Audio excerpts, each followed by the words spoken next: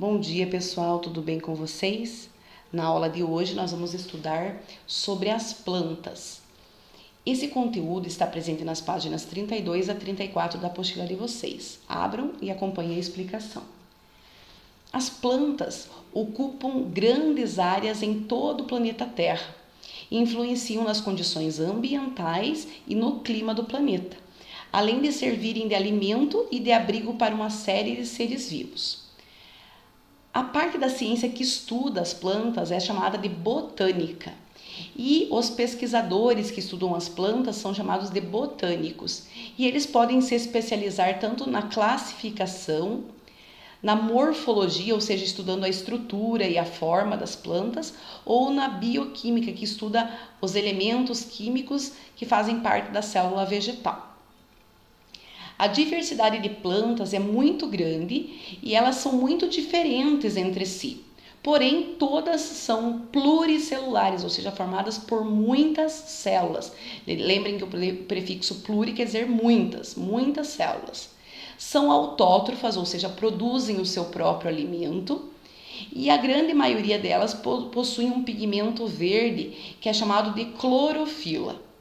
Esse pigmento verde é encontrado numa organela que é específica da célula vegetal, que é chamada de cloroplasto. As células vegetais formam os tecidos das plantas. São semelhantes às células animais, uma vez que possuem muitas organelas em comum, mas diferem das células animais por possuírem parede celular, cloroplastos e vacúolos. Então, essas três organelas estão presentes apenas na célula vegetal e não na célula animal. Então, nós podemos observar aqui a parede celular, o vacúolo e os cloroplastos. A célula vegetal é diferente da célula animal, embora tenha várias organelas em comum, como as mitocôndrias, o retículo endoplasmático, os lisossomos, entre outras organelas. A célula vegetal possui algumas organelas específicas, que são os cloroplastos, que permitem que ocorra a realização da fotossíntese. Outra função que nós podemos citar aqui, importante, que só está presente, outra organela, que está presente apenas nas células vegetais, é a parede celular. A função da parede celular é revestir a membrana plasmática, dando proteção e sustentação para a célula. Então, lembrem que a principal função da membrana da parede celular é envolver essa membrana plasmática, fazendo a proteção e a sustentação da célula. O vacúolo celular, ele tem a principal função dele é armazenar substâncias como a seiva, regular o pH e a entrada de água. Então, nós dizemos que é no vacúolo celular que ocorre a digestão intracelular, e ele serve para armazenar substâncias, controlar o pH e também controlar a entrada de água na célula. Os cloroplastos, que estão aqui simbolizados, a função deles é fazer a realização da fotossíntese. Então, esses pigmentos verdes são encontrados em algumas plantas, na grande maioria delas, E para que ocorra a fotossíntese, além da energia luminosa, da energia solar, são necessários a água, o gás carbônico e os pigmentos fotossintéticos, que são os cloroplastos, que estão dentro desses cloroplastos estão a clorofila, que é o nome dado ao pigmento verde presente nas plantas. Nós podemos dizer que a fotossíntese ocorre nos cloroplastos. Então, a função dos cloroplastos é realizar a fotossíntese. A organela que é responsável pelo processo de respiração celular nas plantas é a mitocôndria. Vamos observar aqui algumas relações entre a fotossíntese e a respiração celular. Os processos de fotossíntese e de respiração celular são imprescindíveis para a vida na Terra. Eles garantem o fornecimento de alimento, oxigênio e energia para os seres vivos, garantindo que dessa maneira possam realizar suas atividades vitais. Então, por exemplo, nós, seres humanos, sem a respiração, né, nós não levamos o oxigênio para as células, que são substâncias essenciais para o funcionamento de todo o nosso corpo.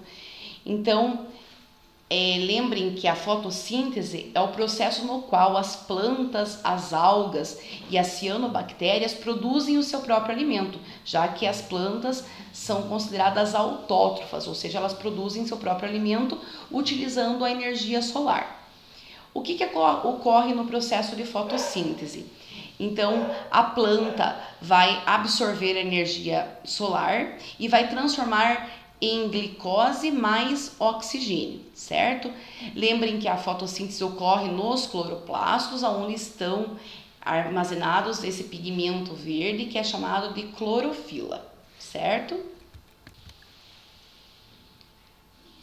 A fotossíntese ocorre nas células com clorofila, ou seja, que possuem esse pigmento verde, dependem da luz solar. O gás que é absorvido no processo da fotossíntese é o dióxido de carbono, que é o gás carbônico, que é simbolizado por CO2. O gás que é liberado no processo de fotossíntese é o gás oxigênio. Como resultado da fotossíntese, ocorre o armazenamento da energia luminosa na forma de energia química, com a produção da glicose, que é o alimento da planta. A respiração celular ocorre em todas as células, nas 24 horas do dia. O gás absorvido na respiração celular é o gás oxigênio e o gás eliminado é o gás carbônico. Então, pensando na nossa respiração, né, nós absorvemos o gás oxigênio, liberamos o gás carbônico. E o resultado da respiração celular é a liberação de energia acumulada nos alimentos. Então, aqui um comparativo entre a fotossíntese e a respiração celular. Muitas vezes nós ouvimos falar que a Amazônia é o pulmão do mundo, porém, não é a Amazônia que produz a grande parte de oxigênio do planeta. Quem é responsável por produzir esse gás oxigênio em maior quantidade são as algas marinhas. Elas jogam na atmosfera quase 55% de todo o oxigênio produzido no planeta. Voltando aqui para o esquema da célula, vamos ver as outras organelas que estão presentes na célula vegetal e a função de cada uma. Então, nós vimos que a parede celular, a sua função é dar sustentação, proteger a membrana plasmática, dar sustentação e proteção para a célula. O vacúolo celular serve para armazenar substâncias, controlar o pH e também a entrada de água dentro da célula. E lembre que é no vacúolo que ocorre a digestão intracelular. A mitocôndria, a principal função da mitocôndria é fazer a respiração celular. Então, a função aqui que a mitocôndria está representada aqui, a função da mitocôndria é realizar a respiração celular, que produz a maior parte da energia utilizada nas funções vitais. Lembre também que as mitocôndrias são organelas especiais com capacidade de se reproduzir, uma vez que elas contêm moléculas de DNA. O retículo endoplasmático, que nós conseguimos observar em algumas células, nas células, o retículo endoplasmático que está presente nas células, existe o retículo endoplasmático liso e existe também o retículo endoplasmático rugoso. Qual que é a função do retículo endoplasmático liso? Ele é responsável pela produção de lipídios, que irão compor as membranas celulares. Já o retículo endoplasmático rugoso, ele é responsável por sintetizar as proteínas, a síntese proteica. O aparelho de Golgi, também chamado de complexo de Golgi ou complexo golgiense, tem as funções de modificar armazenar e exportar proteínas sintetizadas do retículo endoplasmático rugoso. Então lembrem que ele serve para modificar, armazenar e exportar as proteínas que são produzidas pelo retículo endoplasmático rugoso, certo? Outra organela que nós podemos citar aqui são os vacúolos, que está aqui simbolizado, né? Ó, como se fosse uma bolsa grande. São comuns nas células vegetais e têm a função de reserva de substâncias. E lembre que é no vacúolo que ocorre a digestão intracelular, controla a entrada e saída de água, né? E também onde ocorre a digestão intracelular, armazena substâncias e controla a entrada e saída de água e também controla o pH, certo? Os plastos são organelas presentes apenas nas células vegetais e nas algas.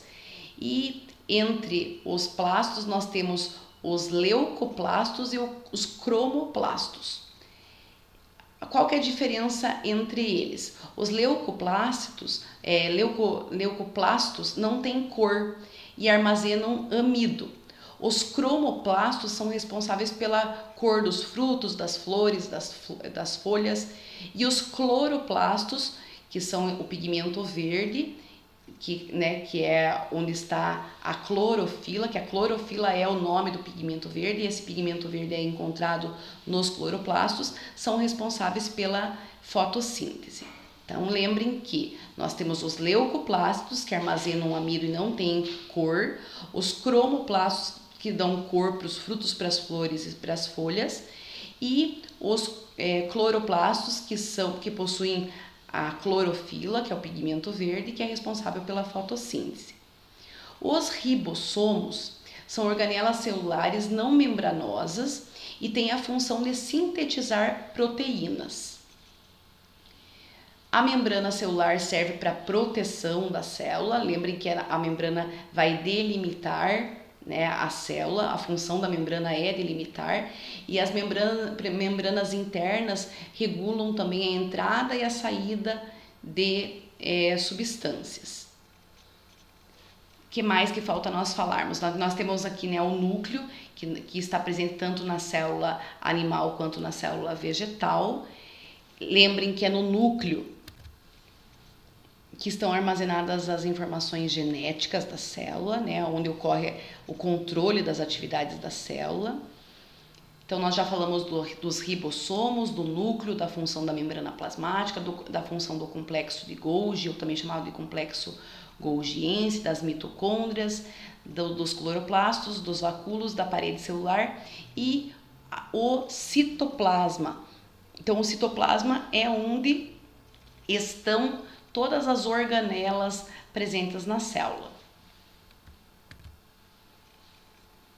Ele preenche todo o interior das células eucariontes e também é responsável pela produção de enzimas e de atividades metabólicas da célula.